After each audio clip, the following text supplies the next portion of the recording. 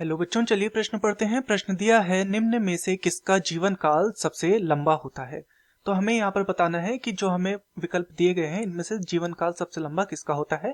विकल्प ए दिया है बरगद का पेड़, विकल्प बी दिया है कछुआ, विकल्प सी दिया है तोता तथा विकल्प डी दिया है हाथी।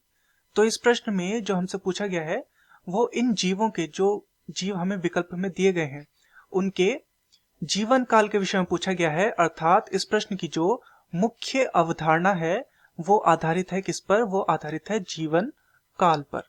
तो चलिए हम सबसे पहले ये समझते हैं कि जीवन काल क्या होता है।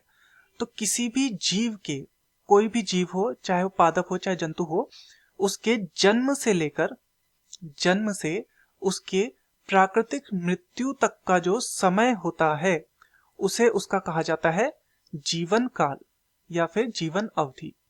तो प्रत्येक जीव का एक जीवन काल होता है, एक औसत जीवन काल माना जाता है और ये हर जीव में अलग अलग हो सकता है। तो यहाँ पर हमें विकल्प दिए गए हैं, तो विकल्पों के आधार पर देखते हैं। तो सबसे पहले दिया है बरगद का पेड़। तो बरगद के पेड़ का जो जीवन काल होता है वह होता है लगभग 200 से 300 वर्ष तक। 200 से 300 वर्ष तक इसका जीवन काल होता है। विकल्प बी दिया है कछुआ। तो जो कछुए का जो जीवन काल होता है वो लगभग 200 वर्ष के आसपास होता है, औसतन 200 वर्ष। तीसरा दिया है विकल्प सी तोता।